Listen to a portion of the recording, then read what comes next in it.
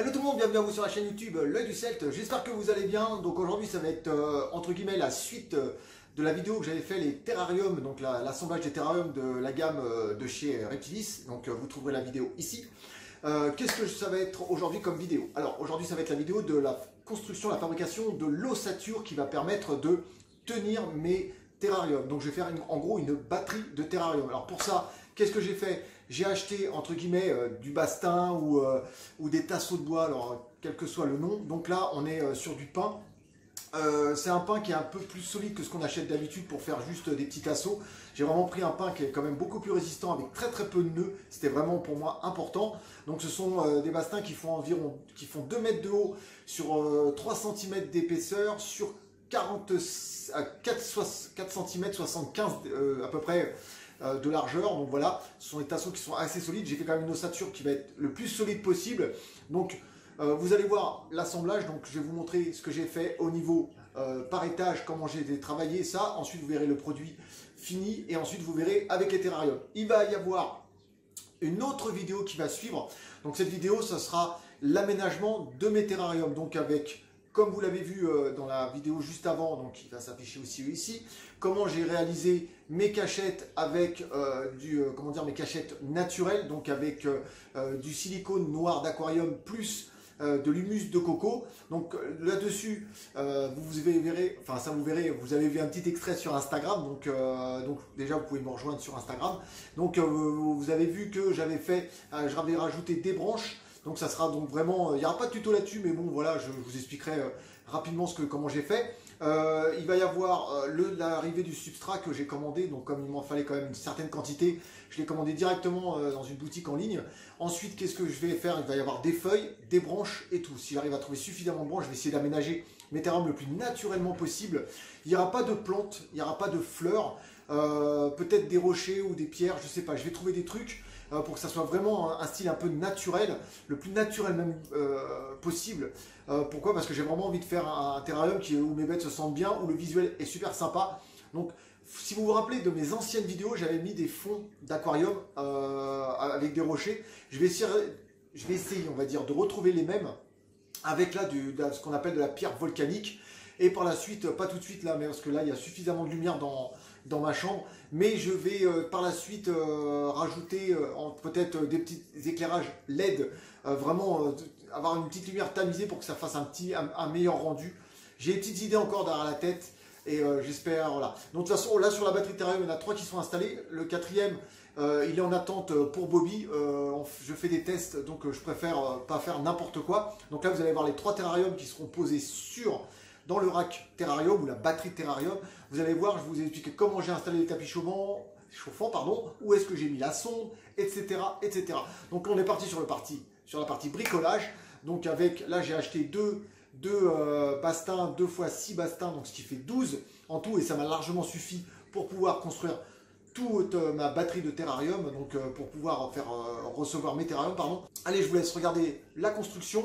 Je vous explique derrière tout ça et ça sera ça va être assez technique, mais voilà, je pense que le rendu final est assez sympa, même s'il y a une prochaine vidéo qui arrive et je pense que celle-ci va être encore autant attendue que celle-là. Allez, c'est parti!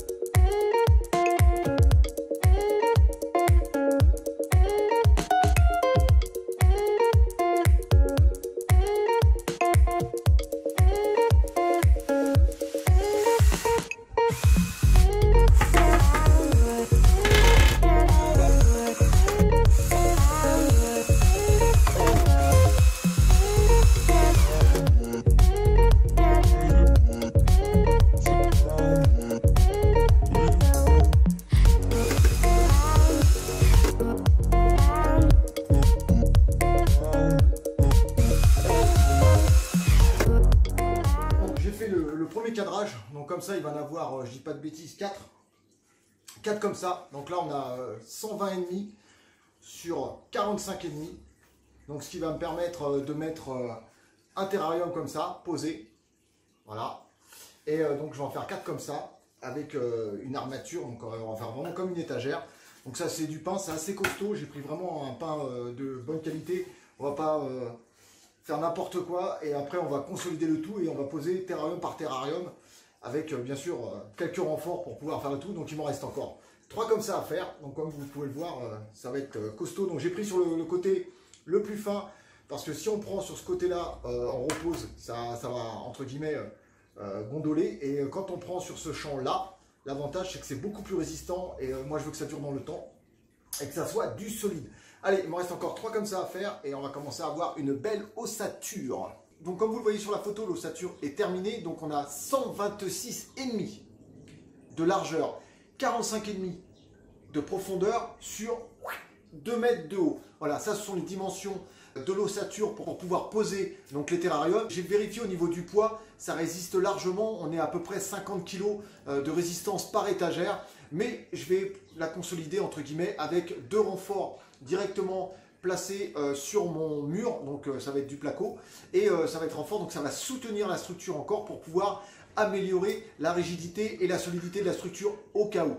Mais normalement ça ne devrait pas bouger. Allez, je vous montre comment c'est installé sur le mur. C'est parti. Donc, comme vous l'avez vu, j'ai fait les 4 étagères plus l'ossature. Donc on a mis ici avec 2 vis sur les côtés ici. Voilà, il y a 2 vis sur chaque pied. Là, j'ai un poids normalement par étagère de plus de 50 kg, ce qui est largement suffisant par rapport à mes terras, donc ce qui supporte. Donc ici, vous avez la prise qui est vraiment cool, c'est qu'il y a une prise en direct. Donc on va faire passer ici tout ce qui est câblage, tapis chauffant, ça va passer par ici, hop, et la prise sort en dessous. Et je vais essayer de visser directement les contrôleurs digitaux juste devant, qu'au moins on voit bien l'affichage. Et pour renforcer le tout, même si je savais que c'était déjà costaud, moi ce que je voulais faire c'était vraiment faire quelque chose de bien. Donc là j'ai mis ici, hop, voilà, là vous avez 2 fiches molly spécial placo avec 2 pattes en acier et vissées en dessous avec 2 vis à bois assez longues. Donc là je peux vous montrer que, je sais pas si vous allez voir, mais ça bouge plus. Ça bouge plus du tout. Et puis vu le poids des terrariums, je vais pas être embêté, croyez-moi. Hop, on va faire un petit peu de zoom, de focus. Voilà, donc ça va donner ça. Donc là, il va y avoir 3 terrariums. J'ai placé les terrariums directement donc sur l'ossature en bois. Donc c'est assez facile. Donc il n'y a pas beaucoup de jours ici. Donc ça vraiment, ça rentre pile poil. Donc j'ai vraiment bien pris les dimensions. Là, il y a un petit jour exprès que je puisse passer mes mains, enlever la grille du dessus au cas où j'ai besoin d'intervenir. Sur le devant de la façade, je vais essayer. Je vais sûrement, donc je vais acheter juste un paquet. Je vais sûrement mettre ce qu'on appelle du parquet flottant juste devant là, pour cacher cette face, mais avoir un parquet flottant qui se démonte facilement. Et derrière, sûrement de la petite lumière pour éclairer le fond du terrarium. Je vais essayer de trouver un système pour habiller l'ossature en bois, même si je la trouve déjà assez sympathique comme ça. Je vais faire en sorte que ça soit beaucoup plus propre. Qu'est-ce que j'ai fait? Là, vous avez mon ami Tico. Voilà. Hop. Donc, qu'est-ce que j'ai fait? Donc, les terrariums sont placés. Comme je vous ai dit, j'avais placé les vitres avec les bouchons de passage de câble à droite. Ici, vous avez la grille. Et qu'est-ce que j'ai fait? Donc, dans ce terrarium-là, j'ai fait passer donc un tapis chauffant. Vous avez un tapis chauffant qui est directement scotché par le dessous. Mon tapis chauffant fait 22 watts. Voilà, donc j'ai bien pris un tapis chauffant qui correspond à environ un tiers de la surface, comme je l'ai déjà expliqué dans plusieurs vidéos.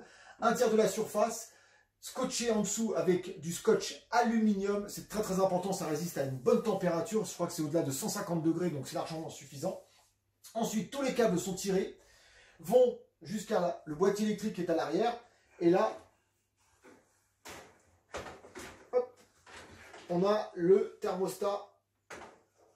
Ici, donc si vous voulez les références de ce thermostat que j'utilise, alors j'en ai 2, j'utilise, j'ai le Inkbird qui est vraiment pour moi le top, et il y a celui-ci, le Trixie, là c'est que j'utilise aussi, donc je vous mettrai la référence si vous êtes intéressé, et j'ai même fait des tutos de réglage, donc vous pouvez retrouver facilement sur ma chaîne YouTube.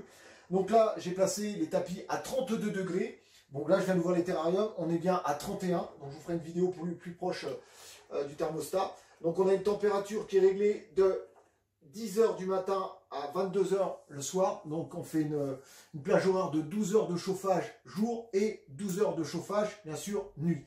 Voilà, ici vous avez les 3 terrariums, je vais vous montrer en gros plan. Donc là c'est assez sommaire parce que comme je vous l'ai dit, à part les cachettes qui sont dans ce style-là, voilà pour les reptiles, avec éventuellement les boîtiers que j'ai verts. Je vais vous montrer ceux que j'installe. Hein.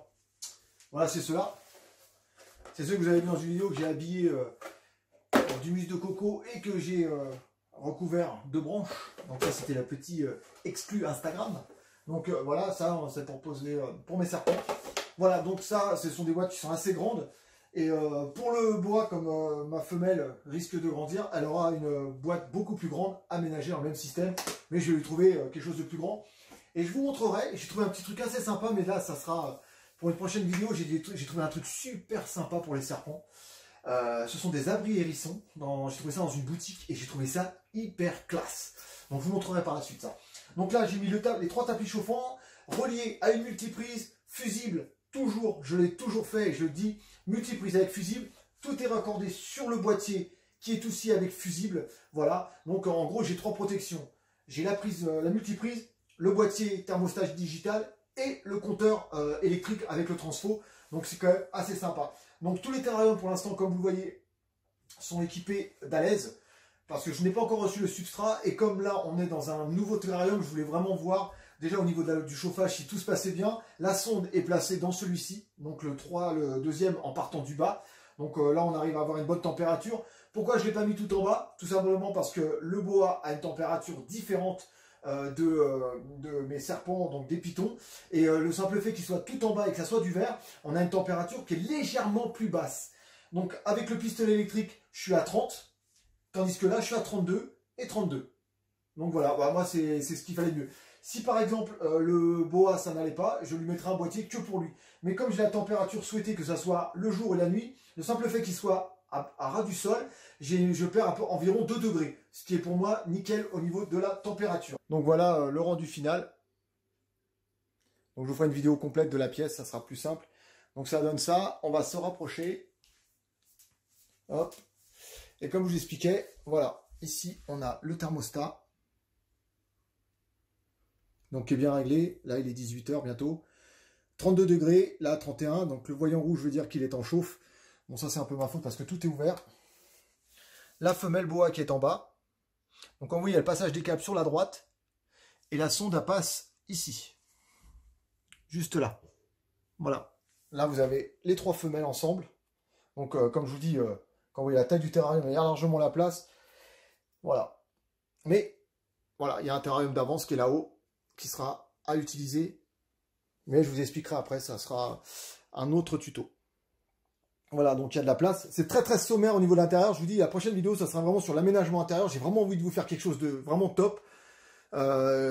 J'ai perdu l'habitude, entre guillemets, de faire des aménagements pour mes serpents. Pourquoi? Parce qu'ils étaient en rack. Dites-moi dans les commentaires ce que vous en pensez. Le rendu, je parle pas du rendu final, je parle vraiment du travail, la façon que c'est fait, ce que ça vous intéresserait. Ça vous intéresse un rack terrarium ou une batterie de terrarium comme ça, les uns sur les autres. Donc là, il y en a 3. Je vais en mettre un 4e tout en haut. Voilà, dites-moi ce que vous en pensez. Franchement, j'ai vraiment envie d'avoir votre avis. Voilà, vous voyez, hein, sur le côté latéral. Voilà. Tout va changer, même la gamelle d'eau. Enfin, je vais passer vraiment dans quelque chose vraiment qui rentre plus proche, entre guillemets, de la nature. Voilà les amis, donc on arrive à la fin de cette vidéo. J'espère vraiment que ça vous a plu. Pensez déjà à mettre un petit pouce bleu. Léon et moi, on est vraiment très très contents d'avoir fait cette vidéo. C'est vrai que c'est un concept que je voulais faire depuis longtemps. Maintenant que je ne fais plus de repro, je me suis dit il est temps de repasser mes serpents en terrarium. Franchement, vu la taille, donc ce sont des terrariums qui se font 120 par 45 par 45, ce qui est largement suffisant pour du python. Pour l'instant, pour ma boa, c'est largement suffisant aussi, sachant qu'elle ira dans un beaucoup plus grand plus tard. Enfin, vraiment que ça vous a plu. La prochaine vidéo qui va suivre, ça sera sur l'aménagement des terrariums et je sais que celle-ci aussi va vous plaire énormément. Possibilité, si ça vous intéresse, ces magnifiques t-shirts que vous pouvez retrouver dans la gamme qui est juste en dessous des vidéos. Donc, s'il vous intéresse de porter les couleurs de la chaîne YouTube, donc j'essaye de faire d'autres t-shirts avec d'autres façons, d'autres inscriptions et ainsi de suite. Donc, n'hésitez pas à les commander, ça me fera plaisir. Voilà, donc je vous dis à bientôt pour de prochaines aventures sur la chaîne YouTube L'Oeil du Celte. N'hésitez pas à me retrouver sur mon compte Instagram qui s'affiche juste en bas. Sur ce, je vous dis à bientôt pour de prochaines aventures. Prenez soin de vous, prenez soin de vos bêtes, prenez soin de vos proches. Peace tout le monde. Ciao, ciao.